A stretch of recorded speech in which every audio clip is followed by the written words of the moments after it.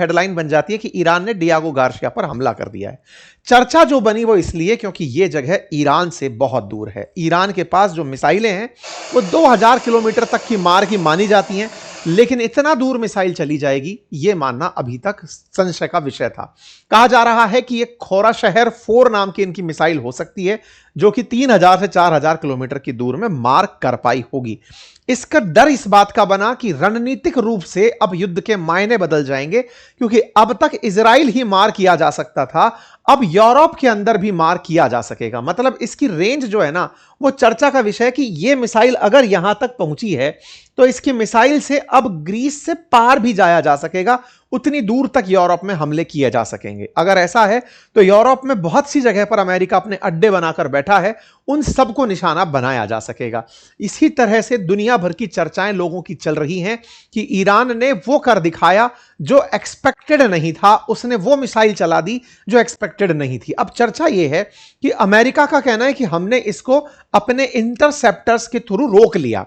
निश्चित ही अमेरिका के पास बड़े उन्नत किस्म के इंटरसेप्टर सिस्टम हैं जो मिसाइलों को आते हुए हवा में ही रोक देते हैं, लेकिन उससे भी बड़ी चुनौती यह है कि अमेरिका भले ही रोक दिया हो, लेकिन कई जगह ऐसी भी तो होंगी जहां पर यह सोच भी नहीं रहा होगा कि यहां हमला हो सकता है। जैसे इसराइल के बाहर मेडिटेरेनियन सी के अंदर कार्टे, जिस जगह पर अभी इनका अब्राहम जो फोर्ड करके इनका गेराल्ड फोर्ड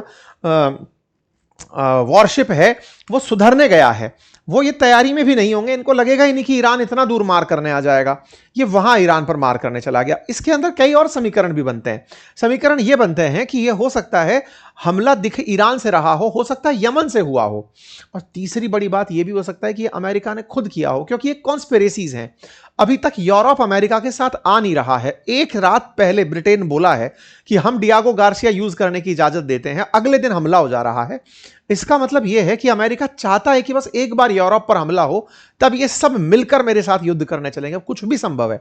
यमन बहुत दिनों से गोला नहीं दागा है, हो सकता है कि यह गोला 2000 किलोमीटर का ही हो, लेकिन यमन से दाग दिया हो, तो यमन से डियागो गार्सिया 2000 किलोमीटर की रेंज में होगा, हो सकता है वहां से दाग दिया हो। तो अभी कुछ कहना मुश्किल है, लेकिन अगर वाकई में ईरान से यह मिसाइल चली है और अमेरिकी लोग सच बोल रहे हैं कि हमने 2 मिसाइलों को न्यूट्रलाइज किया है, मतलब हो सकता है अमेरिकी झूठ भी बोल दें, क्योंकि 2 अधिकारियों के हवाले से यह बात आई है।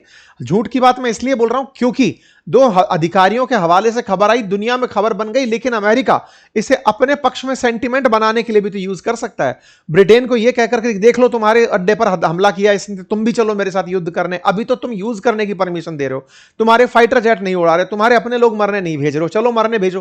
तो कुछ भी संभव है, लेकिन रिसर्च संस्थानों का मानना है कि ऐसा अगर होता है तो ये इनकी खुर शहर करके जो मिसाइल 3000 से लेकर 4000 की रेंज की है वो हो सकती है, और इन्होंने लंबे समय तक इसको छुपा के रखा हो।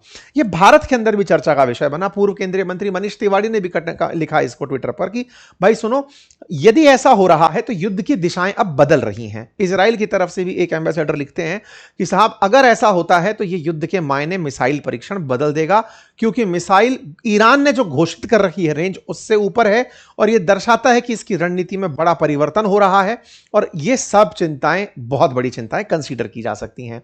बात हो खुमैनी की, जिस समय से B2 बॉम्बर्स की बातें की जा रही हैं कि ऑपरेशन मिडनाइट हैमर से अमेरिका ने सारे काम किए थे, वो B2 मिडनाइट हैमर असल में तैनात 2 अप्रैल को अमेरिका ने यहां किया था, और उससे 2 दिन बाद ही ईरान ने 2025 में एक वीडियो शेयर करते हुए कहा था कि हम इसको निशाना बना सकते हैं।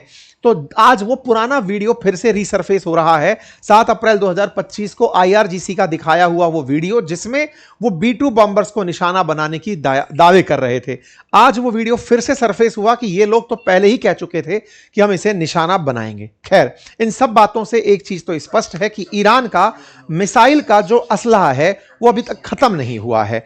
अमेरिका ने यह जरूर सोच लिया कि इन्होंने इसकी मिसाइल क्षमता को न्यूट्रलाइज कर दिया, लेकिन ऐसा करके यह अपने आप में एक बड़ी चुनौती पेश कर दिया है। 4000 किलोमीटर की रेंज निश्चित ही संघर्ष को अब वैश्विक स्तर पर लेकर जाएगी। कई यूरोप के बड़े देश अब निशाने पर आ सकते हैं। इसका मतलब साफ है कि युद्ध का दायरा बढ़ सकता है, और बढ़ा तो अमेरिका के बाद यूरोप भी निशाने पर हो सकता है, और यूरोप निशाने पर होना युद्ध को व्यापक करेगा, और व्यापक होता युद्ध विश्व को, खाड़ी युद्ध को विश्व युद्ध की तरफ धकेल सकने की क्षमता रखता है। रही बात स्ट्रेट ऑफ हॉर्मुज की, तो स्ट्रेट ऑफ हॉर्मुज पर क्योंकि अभी हाइफा, इजराइल में हाइफा के पास जो गैराल आर फोर्ड था इनका, वो तो जहाज दूर चला गया है, वहीं दूसरा जहाज जो ऑलरेडी अब्राहम लिंकन खड़ा है गल्फ ऑफ ओमान में, उसकी मदद करने के लिए अभी त्रिपोली चल करके यूएस नेवी का जो वॉरशिप कैरियर है वो त्रिपोली चलते हुए आ रहा है और वो इस समय श्रीलंका पार कर रहा है। ये वही लोकेशन पार कर रहा है जहां IRIS देना पार किया था और वो डूब गया था।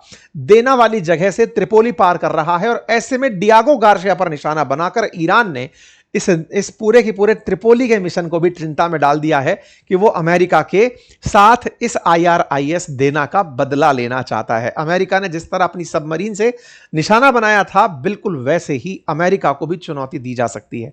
अब देखना होगा ईरान की थ्रेट्स में जो सबसे कम चीज जो निकली है अब तक, जो सबसे ईरान जहां नाकाबिल रहा है वो ये कि इन्होंने मिसाइल तो चलाई लेकिन इनइफेक्टिव चलाई। मिसाइलें चली तो सबसे ज्यादा पश्चिम एशिया के देश दुबई ये यूएई, सऊदी, ओमान, इन सबको नुकसान पहुंचाया, लेकिन इजराइल और अमेरिका के ऊपर कोई भी निर्णायक नुकसान पहुंचाने में ईरान की मिसाइलें फिलहाल नाकामयाब ही रहती दिखी हैं।